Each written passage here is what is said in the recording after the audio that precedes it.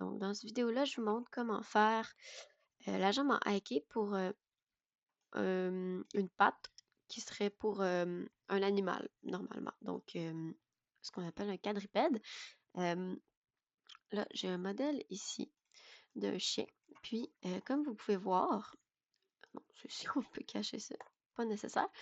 Euh, les jambes arrière, ben, les jambes en avant aussi, mais les jambes arrière d'un chien qu'on va faire aujourd'hui, euh, ils ont un bond de plus que les jambes d'un humain normal. Donc, normalement, on a la cuisse et le tibia. Pour les animaux, la plupart des animaux, vous avez la cuisse ici, on va dire le tibia, et un troisième bond ici qui va être le haut du pied. Moi, je vais l'appeler le talon. Je ne sais pas trop exactement les termes exacts pour ça, mais donc on aurait la cuisse, le tibia et le talon. Je pense que je les ai nommés par leur vrai nom de... Ouais, ça s'appelle le métatarsus. C'est le vrai nom du bone. Mais bon, vous n'avez pas besoin de retenir ça par cœur. Donc, pour ça, on va devoir faire un hiké particulier. Donc, on pourrait faire un hiké comme on le fait d'habitude, avec les trois bondes. Je vais commencer par faire ça pour vous montrer ce que ça donne. Ça peut fonctionner aussi, sauf qu'on n'aura pas autant de contrôle que on pourrait le vouloir avec ce genre de setup-là. Si je le faisais en FK, on peut le faire comme on le fait d'habitude, donc avec juste un contrôleur pour chacun des bondes, ça, il n'y a pas de problème. C'est pour le hiké que là, il y a une petite spécificité pour avoir plus de contrôle sur ce setup-là. Donc, on va commencer par dupliquer nos bondes ici, comme on le fait d'habitude. Là, j'ai toutes les bondes des orteils que je vais supprimer. Là, j'en ai pas besoin pour ça. Et je vais aller les renommer ici. Et je vais les appeler, on va enlever le bas joint, puis on va l'appeler hiké joint, comme ça ici. Voilà. Donc ça, c'est ma chaîne en hiké. Je peux enlever le petit 1. Et je pourrais aussi, pour m'aider, les mettre en rouge. En fait, je vais prendre le premier display et je peux les mettre en rouge dans le outliner et dans le viewport, les deux. Pas ici, ici. En rouge comme ça. Puis là, faut que je coche ça ici. On va tous les mettre en rouge. Donc, le premier setup qu'on va faire, comme je vous dis, il va fonctionner. Sauf que je vais vous montrer ensuite une deuxième façon de le faire pour avoir un petit peu plus de contrôle sur le contrôleur ici, en fait, là, parce que pour le vecteur, qui va être ce contrôleur-là ici, je vais pouvoir contrôler toute la jambe gauche-droite, sauf que si je veux modifier un petit peu les deux séparément, je ne pourrais pas le faire de cette façon-là. Donc, on va aller se faire un deuxième setup par la suite. Donc, je vous montre la première façon de le faire. Je vais cacher mon mesh. Et je pourrais aussi aller cacher l'autre jambe là, pour m'aider un petit peu. Puis même ceci. Voilà, on va s'aider comme ça. Donc, je vais commencer par me faire un hiké de base. Donc, c'est pas ça que je voulais. On va aller chercher dans ma fenêtre de rigging ici, skeleton et hike handle. Je m'assure d'être en rotate plane. Et là, je peux le faire dans la hiérarchie ici, du premier jusqu'en bas ici. Je vais renommer ça pour que ce soit left leg hike handle. Et là, j'ai mon hiké que je peux bouger comme ça ici. Vous voyez que ça fonctionne très bien avec 3 joints autant qu'avec un. Ça ici, on va aller chercher notre contrôleur du genou, puis on va aller lui faire un pôle vecteur. Ici. Un candle. Oui. Je le fasse à l'envers. Voilà. Bon, à l'envers. Là, il a bougé un petit peu, là, ça se peut parce que vu qu'il y a 3 joints, c'est difficile d'aller l'aligner comme il faut. Je pourrais aller prendre mon contrôleur ici, puis à la main, aller le placer au bon endroit pour qu'il soit euh, visuellement presque au même endroit. Comme ça ici. Voilà. Donc là, j'aurais mon setup qui serait très fonctionnel comme ça. Je pourrais aller mettre mon contrôleur du pied que j'ai créé ici, parent. Donc, avec une constraint parent, je veux cocher le maintain offset puisqu'ils sont pas tout à fait au même endroit. Comme ça. Là, j'ai ma jambe qui fonctionne. Et mon pôle vecteur ici que je vais pouvoir déplacer. Là, c'est ça, vous voyez que mon premier problème, c'est le pied qui bouge aussi. Là, je voudrais pas que le pied bouge. Pour que mon pied ne bouge pas, je vais aussi aller cacher tout ça ici. Donc, mon pied ici, pour qu'il ne bouge pas, je pourrais aller lui faire ici, un high handle, mais en single chain, ici. Donc, je partirais du pas, donc du pied jusqu'au hand, comme ça. Et celui-là serait aussi enfant de mon contrôleur, comme ça ici. Donc là, mon pied, il va rester stable. Il ne bougera plus, même si je bouge le genou.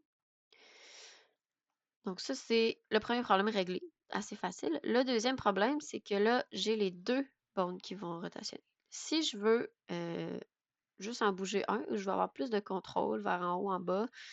Je ne peux pas le faire présentement. Si je prends par exemple mon bassin, puis que là, je l'assois, mettons que je voudrais que le genou il soit un peu plus vers le haut. J'ai pas beaucoup de contrôle de cette façon-là. Donc, on va supprimer ce que je viens de faire là. On va comme recommencer à zéro. Et je vais aller... ouais, ok. On va aller refaire un différent setup. Pour mon deuxième setup, je vais avoir besoin de deux squelettes. Donc, je vais dupliquer ma jambe une autre fois. Je vais en avoir un qui va me servir de driver. Donc, il va servir à contrôler le mouvement général un petit peu de la jambe. Puis, je vais en avoir un deuxième qui, lui, va pouvoir m'aider à les contrôler un à un, les différents genoux, on va dire, les différentes jointures ici de la jambe. Donc, je vais prendre encore mon setup et je le duplique une deuxième fois.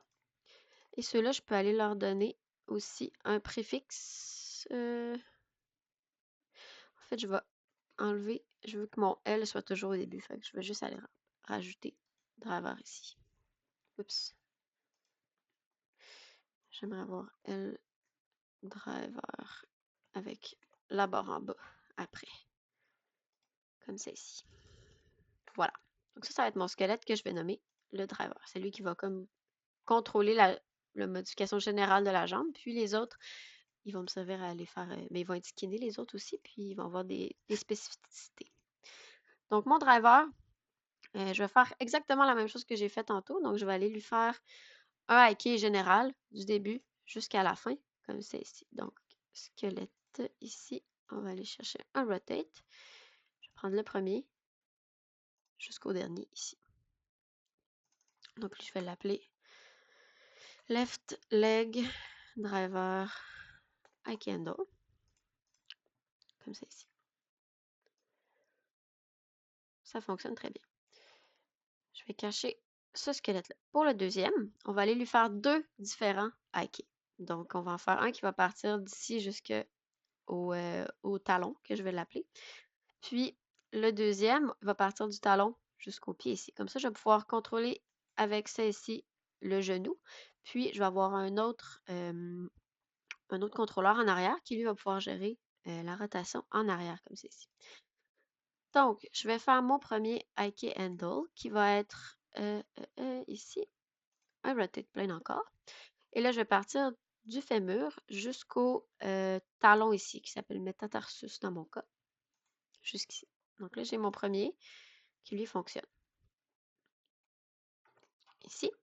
Pour la deuxième partie de la jambe, on va faire encore une fois un hike. Par contre, celui-là, je vais le faire en single chain solver puisque c'est juste un.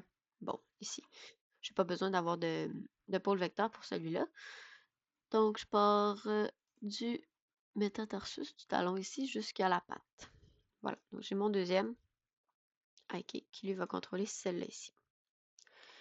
Pour faire en sorte que mon driver contrôle ma deuxième chaîne de bone, les hikes, je vais les renommer d'abord pour qu'on ne se perde pas trop. Fait que je vais l'appeler left, on va dire leg, hike handle. Puis lui, ça va être le left heel, hike handle.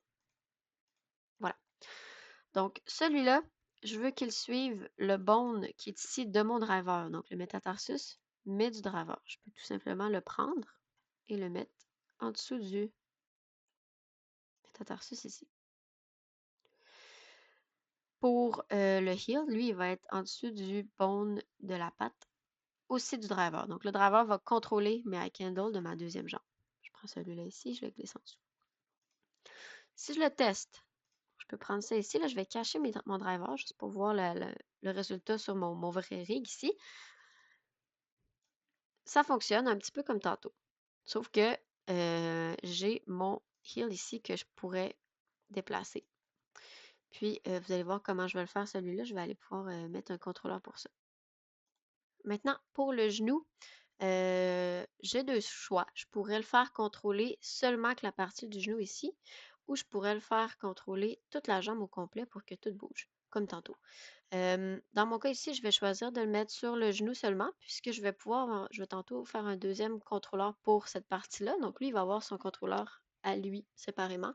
Je vais pouvoir bouger son orientation aussi. Donc je vais le faire seulement sur celui-là pour avoir du contrôle plus spécifique un petit peu. Là. Au lieu que ça bouge toute la jambe et que là, je suis pognée avec ça, je vais le faire juste sur le genou. Fait que je peux prendre ce contrôleur-là, puis je ne prendrai pas le leg driver, mais je vais prendre le leg normal qui est ici.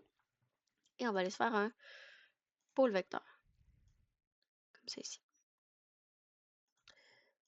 Donc là, il a bougé un petit peu, là, c'est parce que je l'ai déplacé tantôt. Si je vais chercher euh, euh, euh, mon rig de base, je vais le replacer comme il était à peu près.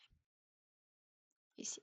Voilà. Et là, je prends le groupe quand je le déplace, parce que je veux que mon contrôleur, lui, reste à 0 dans sa position d'origine. Donc, je déplace un petit peu son point de pivot en bougeant le groupe, comme ça ici. Voilà.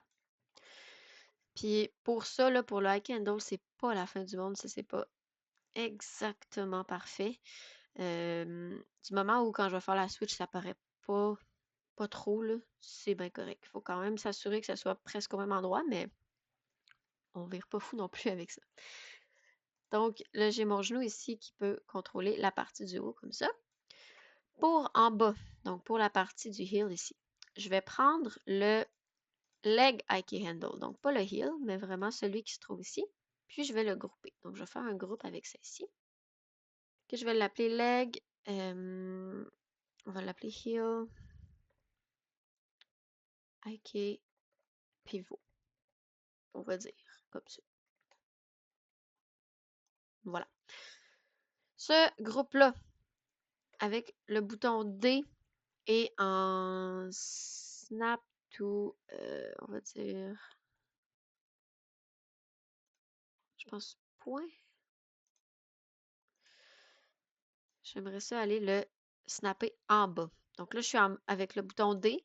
Ce que ça fait, avec le petit cercle comme ça, là, je vais juste bouger son point de pivot. Donc le groupe va rester physiquement en haut, techniquement, mais je veux que son point de pivot soit au niveau du pied ici. Comme ceci.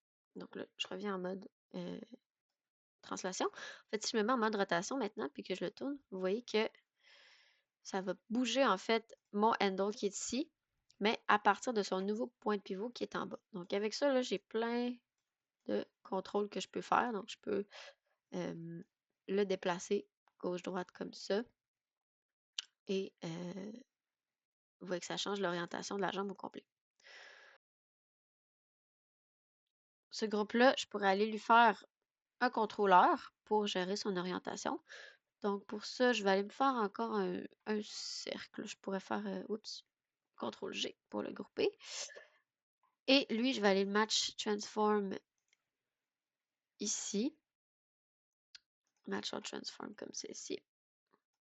Et on va l'appeler comme ça, contrôleur, GRP. Donc le pivot de mon talon.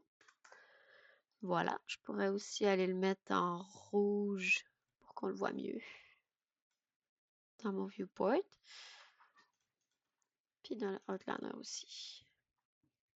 Comme ça ici.